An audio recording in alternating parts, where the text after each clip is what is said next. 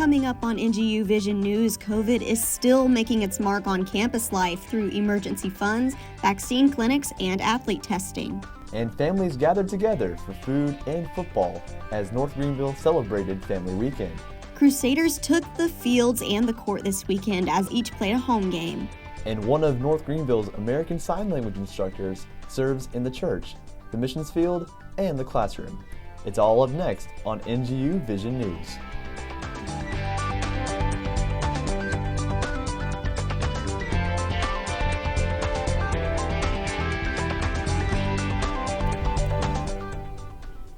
Hello and welcome to NG Vision News. I'm Graham Lee. And I'm Adriana Austin. Thanks for joining us. As part of the COVID Relief Fund, North Greenville is paying students various amounts of money this week to support their financial needs as they continue the semester. We took an inside look at the student accounts to see how students are being impacted by the funds. If you will sign right there. NGU is paying it forward this week. It's all part of the federal government stimulus package, allowing students to receive money for school-related expenses or whatever they want. Do you think you did direct deposit? The money is a tremendous help in many students' lives, like for Taylor Stywinter. I had a leftover balance for this semester, so I was like, oh no, and then whenever I got this, I was like, well, this is great, this is a blessing. So, according to Senior Director of Student Services, Kelly Sewell, the government gave the money to several colleges and universities. With all of the challenges related to COVID, obviously students are impacted by that as well as faculty and staff, but this is an opportunity to help kind of make up the gaps for students with varying needs financially. Some students got $800, others got $1,200 in the form of a check or direct deposit. But regardless, it's money in your pocket. For other students like Braylon Winston, the check was a complete surprise. You're going to be glad you came. It's probably going to go to my school, my tuition and all that stuff. Either that or I will, use it to promote my business that I'm working on. Students now have a little more money in their accounts, a financial need that every college student can appreciate. This is the third round of grants since the pandemic hit, and Kelly Sewell says the government will determine if schools will continue the grants for the upcoming semesters. Parking a car is an easy enough task to accomplish, but commuter students face challenges every day as they run into resident students parking in commuter spaces.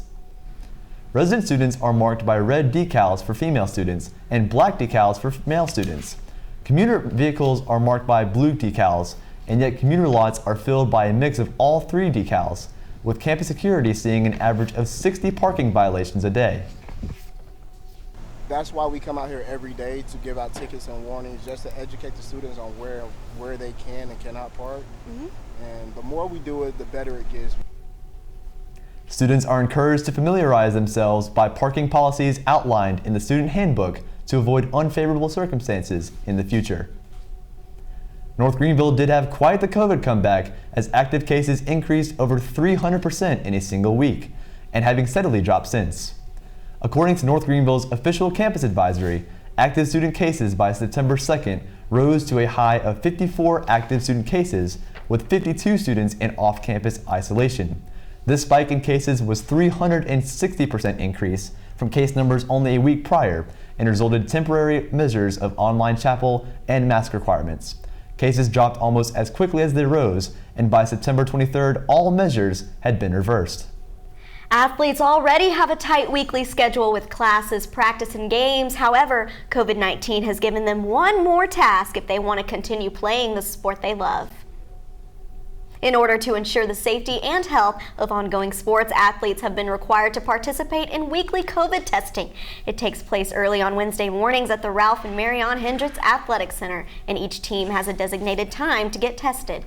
Athletic trainer Andrea Davis says it is crucial to continue the testing, considering how the pandemic is not over. Still very active right now, and with the Delta variant going on, it is something that is still very vibrant. What is college? What is North Greenville University? It's connecting. It's growing. It's learning.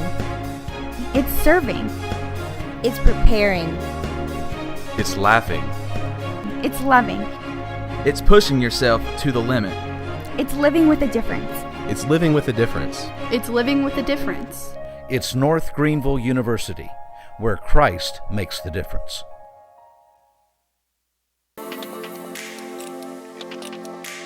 What if there were a place that you could distinguish yourself, where you could... Welcome back. It was an eventful weekend in Tigerville as all of the fall sports had home matchups, beginning with women's soccer, who are ranked number 3 in the Conference Carolina standings, taking on Shaw University this past weekend. Before the game, the seniors were honored for all of their hard work. The last 4 years at NGU, North Greenville comes out explosive in the first half. Forward Kayla Cruz with a corner kick, and Shelby Shepard is there to head it in. Crusaders score in the first 8 minutes. The Crusaders lead the Bears in the second half. Here's a free kick. There's Romy Contreras with a goal assisted by Shelby Shepard in the final seconds of the game. The Crusaders top Shaw 2-0 in their final regular season game. The women are the number 3 seed in the Conference Carolinas tournament, which starts on Saturday. Continuing with soccer, the 6th-ranked men's soccer team took on Carolina University for the first time ever this weekend. Also honoring the seniors before the game, the men had a tough start.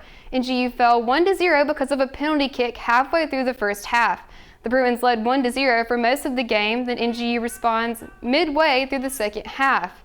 A goal by Luis Neto to tie things up, his second of the season. In a very competitive match, the Bruins and Crusaders end in a draw with the final score 1-1 to end out the regular season.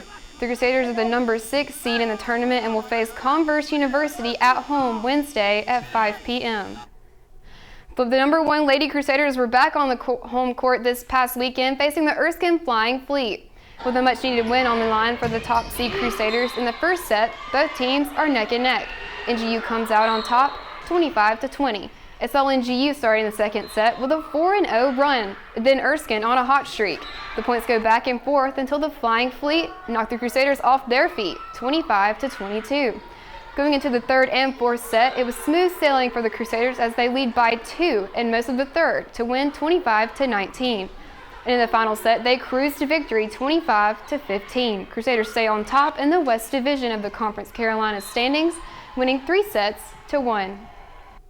Crusader football was back in action at Yount Stadium, taking on West Alabama this Saturday. The Crusaders struggling on offense this season. NGU kicks off to start the game, and Greg McConico runs it back 28 yards. The team started off quiet.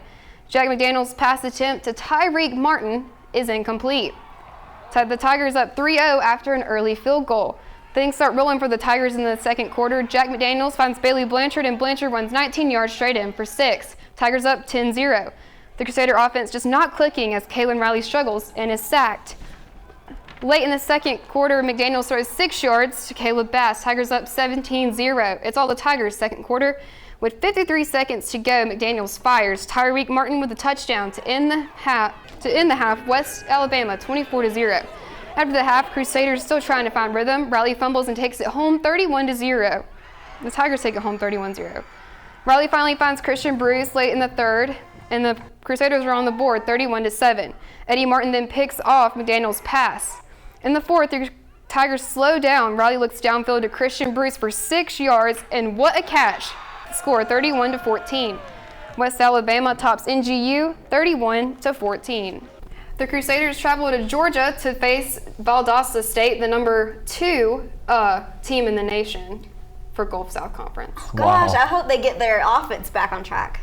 That sounds like a good game. What time is it, by the way? It's at 3 p.m. Maybe we'll catch it. Gotcha. You can catch it on the North Greenville Sports Network. Sounds like a good plan. Well, sports weren't the only campus highlight this weekend. Campus Life hosted Family Weekend, a time for parents to gather with their North Greenville students to enjoy a few campus events along the way. Cars are parked side by side starting Saturday morning as many families traveled to North Greenville to enjoy a delicious brunch, play a few games of cornhole, and watch the football team take on the West Alabama Tigers. The game might not have ended the way fans hoped, but the real victory was the chance families had to make the memories that they will cherish forever. And when we come back, Samantha Martin introduces one North Greenville's American Sign Language instructors and shares his kingdom work in the classroom and in ministry.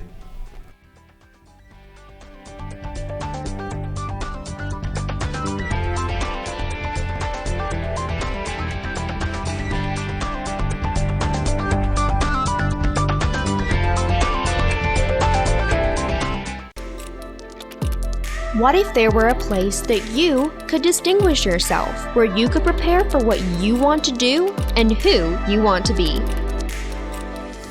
North Greenville University. Christ makes a difference. Hands represent the healing work of Jesus' ministry, and for one North Greenville American Sign Language instructor, hands represent a different kind of ministry. Samantha Martin has the story. When you see Jeremy Parks walking around campus, there are a few things you may notice. The glasses he wears, the backpack he carries, or the mismatched shoes on his feet.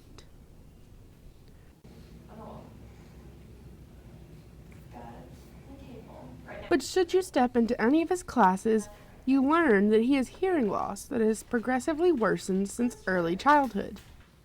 My mom noticed that while my language was developing fine, I knew all the words for everything that I was supposed to know. I wasn't saying things the way I needed to be saying them. My pronunciation or my articulation was off. As he grew older, Jeremy's hearing continued to decline. But because his father also experienced similar hearing loss, his family was accustomed to making accommodations for hearing loss. His hearing loss was a little further along, and so as the family made accommodations for him, I got kind of folded into those accommodations. It wasn't until college that Jeremy began to learn American Sign Language, but his experience set him on a track that led to 20 years of missions work, ministry, and in the spring of 2019, education at North Greenville University. Two sides of the same life come together in one classroom. You know, I had Mr. Parks for the past 4 years for sign language, and he is an amazing person. I've never had him, but he seems like an awesome professor. Absolutely. Well, that'll do it for this week's edition of NGU Vision News. Be sure to check out NGU Vision Media online. For all of us at the TV team, thanks for watching. We'll see you next week. So long, everyone.